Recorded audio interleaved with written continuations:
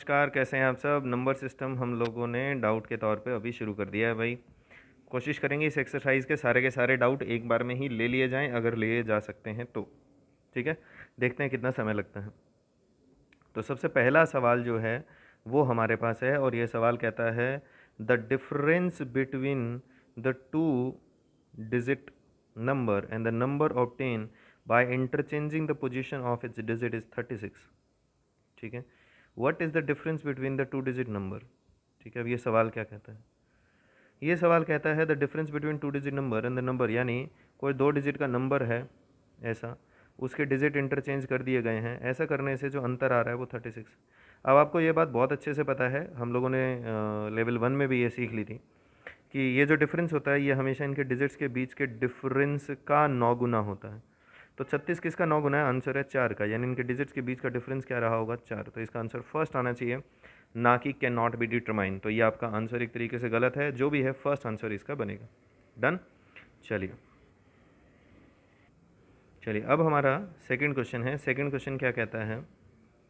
Second question कहता है the numerator of a fraction is increase by 20% and इस denominator by 25%, then the fraction so obtained is 3/5। What is the original fraction? तो बहुत आसान है, जो न्यूमरेटर है उसको हमने 20% बढ़ाया है, तो हमें पता है 120% बन जाएगा, और जो डिनोमिनेटर है वो 25% हम लोगों ने क्या किया है, वो भी इंक्रीज़ किया है 25%। ठीक है, तो वो 125/100 हो जाएगा। ऐसा करके जो टोटल वैल्यू बन रही है, वो टोटल वैल्यू आपके पास क्या है, वो 3/5 आपको दी हुई है। 100 से 100 कट गया है। ठीक है, 5 से 25 पे चला गया, फिर 5 से ये 24 पे चला गया, 3 से ये 8 पे चला गया, 5 ऊपर जाएगा, 8 नीचे जाएगा, तो न्यूमरेटर अपॉन डिनोमिनेटर जो है वो 5/8 आ गया। तो बड़े आराम से सवाल निकाला जा सकता था, कोई ज़्यादा लंबा चौड़ा सवाल था ही नहीं। वैसे तो मैं लेवल 2 के डाउट ले रहा हूँ, ठीक है, तो मुझे इतनी छोटी छोटी चीज़ें नहीं करवानी चाहिए, बट कोई बात नहीं। कुछ बच्चे हैं जो धक्के से लेवल 2 में आ गए हैं बेचारे, उनके लिए ज़रूरी है, अगर ऐसा नहीं करेंगे तो समस्या हो जाएगी। तो थर्ड क्वेश्चन क्या कहता है? ये कहता है the number obtain by interchanging the two digits of a two digit number is less than the original number by 27, यानी जो नंबर है वो इसका इंटरचेंज किया हुआ नंबर जो है वो ओरिजिनल नंबर से 27 कम है। तो एक चीज़ तो कंफर्म है, इनके डिजिट्स के बीच का डिफरेंस कितना है? 3। If the difference between the two digit number is 3, तो ये आपको बताने की ज़रूरत नहीं है, टू डिजिट्स के बीच का डिफरेंस जो है वो 3 है, ये हमें ऑलरेडी दिख रहा है। Then the original number, so answer है कि नॉट बी डिटरमाइन। हम बता नहीं सकते, क्योंकि इस तरीके से जो डिफरेंस है वो तो हम वैसे भी किसी भी सवाल में निकाल सकते हैं। मतलब ये डिफरेंस जो है वो हमें ऑलरेडी दिख रहा है कि वो 3 ही रहेगा, मगर हमें ये नहीं पता कि वो नंबर क्या रहा होगा। ठीक है, यानी कई सारे नंबर बन सकते हैं इसमें। चलिए, अगला सवाल क्या कहता है? अगला सवाल चौथा है, if the numerator of fraction is increase by this and this. तो ये सेम सवाल है जो हमने अभी अभी किया है, तो मैं इसको दोबारा नहीं करवा रहा हूँ। क्वेश्चन नंबर 5 है। इसके बाद ये क्या कहता है? In a two digit positive number the digit in the unit place is equals to the square of the digit in the tens place. तो एक बात सोच लीजिए, वैसे भी टेंस प्लेस पे अगर आपके पास 1 आ रहा है तो उसका स्क्वायर 1 बनता है। टेंस प्लेस पे अगर 2 आ रहा है तो उसका स्क्वायर 4 बनता है, 3 आता है तो 9 बनता है, 4 आता है तो 16 बनता है, यानी ये तो पॉसिबल ही नहीं है।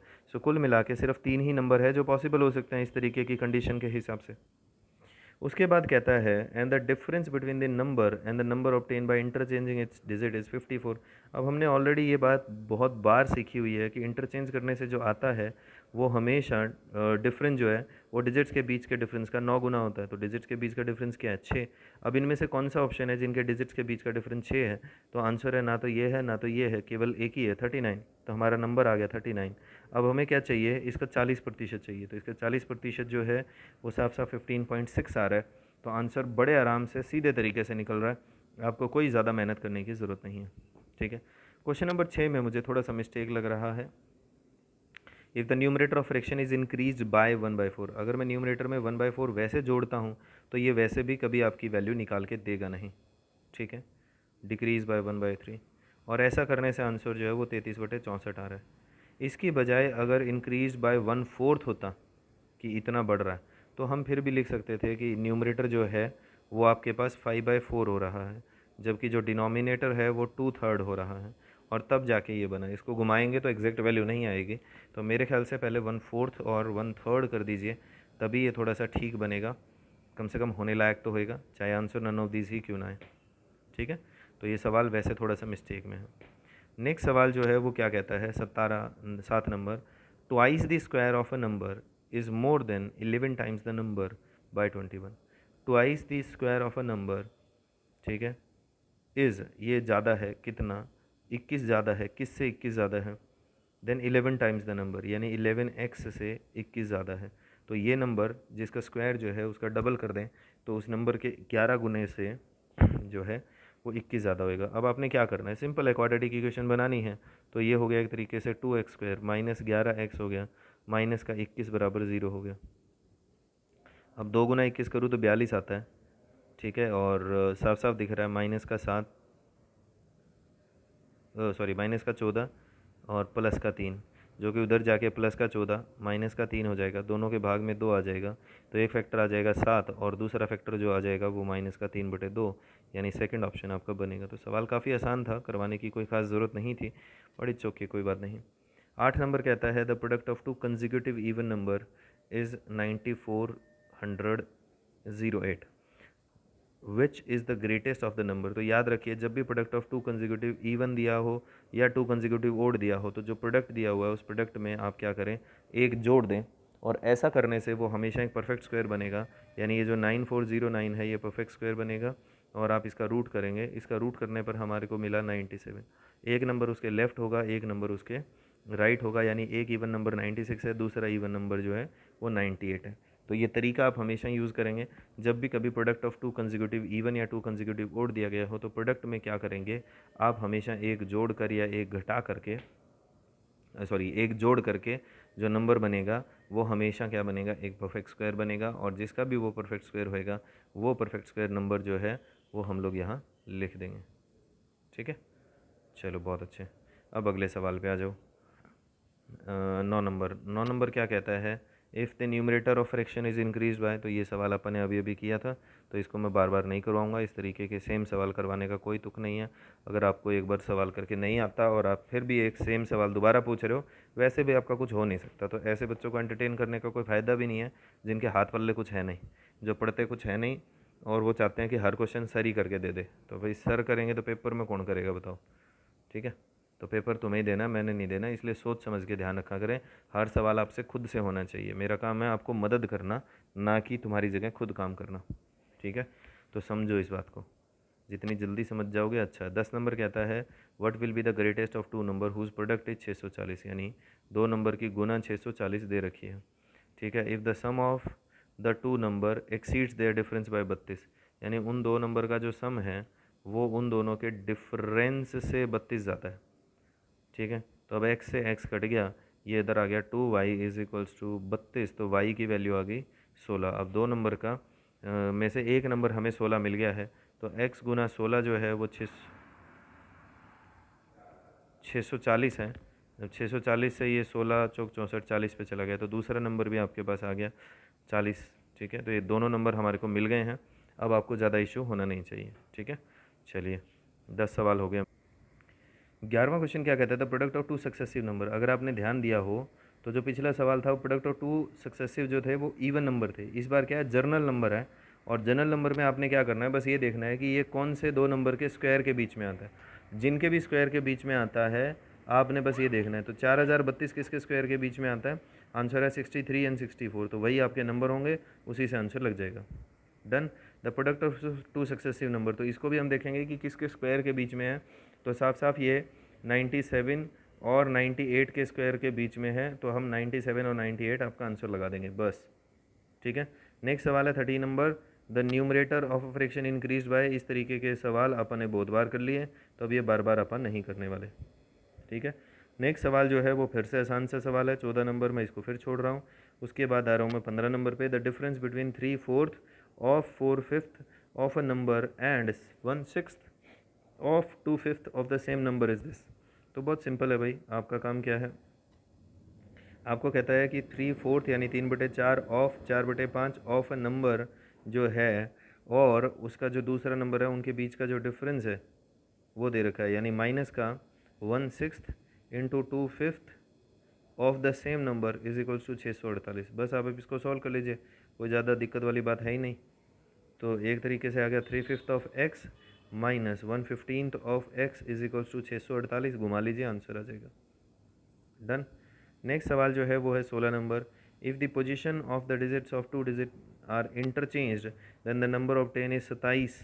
ठीक है, तो अपने को पता चल गया कि 27 का अंतर है, तो obtain is smaller than the original number, यानी ओरिजिनल नंबर जो भी है उससे छोटा है हमारा नंबर जो नया हमने बनाया है, और 27 का फ़र्क आ रहा है, यानी डिजिट्स के बीच का डिफरेंस कितना है, वो है आपके पास 3 का। ठीक है, अब ये कह रहा है उनका डिजिट्स का रेशो 1:2 है। अब रेशो जो है वो 1:2 है, जबकि आप एक बात देखो, उनके बीच का अंतर हमें ऑलरेडी मालूम है डिजिट्स के बीच का, तो एक रेशो की वैल्यू 3 हो गई, यानी एक डिजिट जो है वो 3 है और 6 है, तो हमारा नंबर क्या बनेगा, 63 बनेगा, क्योंकि ओरिजिनल नंबर बड़ा है। ठीक है, तो 63 बनेगा। अब तुम कहोगे बोला सर 1 2 दे रखा है तो 36 नहीं आना चाहिए, नहीं आना चाहिए। अब ध्यान से देखिए, ये डिजिट्स का रेशो दिया हुआ है, ये थोड़ी बोला है कि ये टेंस प्लेस है और ये यूनिट प्लेस है। सिंपल डिजिट्स का रेशो, तो डिजिट्स का रेशो में तो कोई सा भी डिजिट हो सकता है ना आगे पीछे, तो वो ध्यान रखना है आपने। ठीक है, तो अगला सवाल फिर से आपके पास 17 नंबर, न्यूमरेटर डिनोमिनेटर वाले बहुत सवाल कर लिए आपने। नेक्स्ट सवाल जो है वो है 18 नंबर। ये कहता है twice the square of a number is 6 times the other number. Twice the square of a number is equals to 6 times the other number. ठीक है, what is the ratio. Ratio नहीं निकाल सकते हम, एक्स रेशो वाई कैसे निकालेंगे। अगर हम इसका एक्स का रेशो वाई के साथ निकालना है तो हमें एक्स रेशो वाई चाहिए, जबकि यहाँ तो एक्स स्क्वायर और वाई बन सकता है ज़्यादा से ज़्यादा, इससे ज़्यादा क्या हो सकता है। आप ध्यान दो कि अगर बाई चांस मैं इसका रूट करता हूँ तो ये रूट में चला जाएगा, और अगर इसका स्क्वायर करता हूँ तो ये पावर 4 में चला जाएगा, तो दोनों का सेम पावर हो नहीं सकता, इसीलिए रेशो बन नहीं सकता। तो आंसर आना चाहिए can not be determine. 19 number फिर से छोड़ दीजिए। Question number 20, the sum of 4 consecutive even number is this, what is the smallest number. तो 4 कंसेक्यूटिव नंबर का जो है वो आपको सम दिया हुआ, तो भाग में 4 कर दीजिए, तो बीच का नंबर आ गया, और वो क्या आ गया 71। तो इनके बीच में एक नंबर है 71, इधर इवन कौन हुआ 70 एंड 68, उधर हो जाएगा 72 एंड 74। तो आराम से नंबर निकल रहे हैं, ज़्यादा कुछ है नहीं। ठीक है, नेक्स्ट सवाल, a number when subtracted by 1/7 of itself gives the same value as the sum of all angles of triangle. यानी अगर किसी नंबर में से उसका 1/7 घटा दिया जाए, 1/7 ऑफ द सेम नंबर, तो आंसर 180 आता है, क्योंकि sum of all angle is equals to आपके पास 180 होता है। तो एक तरीके से 6/7 ऑफ एक्स की वैल्यू जो है वो 180 है, तो यहाँ से ये 30 पे कट जाएगा, 7 से गुना हो गए, एक्स की वैल्यू 210 आ गई। तो बड़े आराम से आंसर आ रहा है, कोई लंबी चौड़ी कहानी है ही नहीं। ठीक है, नेक्स्ट क्वेश्चन 22 नंबर, फिर से न्यूमरेटर डिनोमिनेटर का आ गया है, तो कितनी बार करेंगे हम न्यूमरेटर डिनोमिनेटर। ठीक है, अब 23 number, the sum of 3 consecutive odd number and 3 consecutive even number together is 213। ठीक है, तो 3 इवन नंबर है, 3 ओड नंबर है। अब ये कह रहा है also the smallest odd number is 11 less than the smallest even number, यानी मैं इनको इवन ले रहा हूँ और ये ओड ले रहा हूँ, तो जो सबसे छोटा ओड नंबर है वो इससे 11 कम है, तो ये इससे भी 11 कम होएगा, ये इससे 11 कम होएगा, क्यों, क्योंकि ये भी 2 बढ़ेगा 2 बढ़ेगा, इधर भी 2 बढ़ेगा 2 बढ़ेगा, तो ओवरऑल गैप सेम ही रहेगा। तो अगर मान लो मैं इसको x मान लूँ तो ये x+2 हो जाएगा, ये x+4 हो जाएगा, इधर 11 कम है तो ये x-11 हो जाएगा, ये x-9 हो जाएगा, और ये x-7 हो जाएगा। ठीक है, अब इनका सम 231 दे रखा था, इनका सम करूँ तो इनका सम प्लस इनका सम, तो 6 तो x हो गए इसमें, प्लस 6 हो गया, और माइनस का 7 तो 10, माइनस का 21 हो गया, इज इक्वल्स टू 231 हो गया। मैंने इन सबको जोड़ लिया, इसको और इसको। ठीक है, तो 6x की वैल्यू जो है वो 252 आ गई, और x की वैल्यू जो है वो 41 के 42, सॉरी 42 आ गई भाई, 41 लिख रहा हूँ, 42, तो x आपके पास 42 आ गया, यानी हमारा जो नंबर है वो हमें सबसे पहले मिल गया, वो कौन सा है 42, इधर वाला क्या हो जाएगा 44, ये क्या हो जाएगा 46, 11 कम यानी 31, ये 33 और ये 35, ऐसे करके निकाला जा सकता था। अब अगर आप इसमें ढूंढ रहे हो कि भाई शॉर्टकट कैसे लग सकता था, तो एक छोटा सा दिमाग लगाते तो शॉर्टकट भी लगाया जा सकता था। वो कैसे, ध्यान से समझो। आपको दिख रहा है कि ये नंबर इससे 11 कम है, ये इससे 11 कम है, ये इससे 11 कम है, तो मैं अगर इसको नंबर को 11 कम कर दूँ तो ये यहाँ आ जाएगा, इसको 11 कम करूँ तो ये यहाँ आ जाएगा, इसको 11 कम करूँगा तो ये भी यहाँ आ जाएगा। ठीक है, यानी यहीं पहुँच जाएंगे नंबर, 11 कम 11 कम 11 कम। तो अगर मैं ऐसा कर देता हूँ तो मेरे जो टोटल नंबर हैं 6, ये नंबर यहाँ शिफ्ट, ये यहाँ, ये यहाँ, तो एक तरीके से यहाँ यहाँ आपके पास क्या हो गए, जो नंबर है वो मेरे 2 2 आ गए। और टोटल जो सम है वो 231 में से 33 कम हो जाएगा, क्योंकि 11 मैंने कम कर दिया तो 198 बचा। ठीक है, बट इसमें क्या है, 2 नंबर यहाँ है, 2 नंबर यहाँ है, 2 नंबर और वो भी सेम है, तो भाग में 2 कर दो तो आपके पास क्या है, फिर सिंगल सिंगल नंबर बच जाएगा। यानी इनका सम क्या बना, 99। कितने नंबर है, 3 नंबर, 3 नंबर का सम क्या है, 99। कैसे नंबर है, कंसेक्यूटिव ओड नंबर, तो भाग में 3 करो तो एवरेज आ जाएगा, यानी बीच का नंबर 33, तो इधर आ जाएगा 31 और इधर आ जाएगा 35। अब 11 बढ़ा लो तो 42, 44, 46 ऐसे निकाला जा सकता है। ठीक है, तो ये इसका शॉर्टकट हो गया, इससे थोड़ा सा जल्दी निकल सकता था। ठीक, ओके, अब अगले सवाल पे आ जाओ।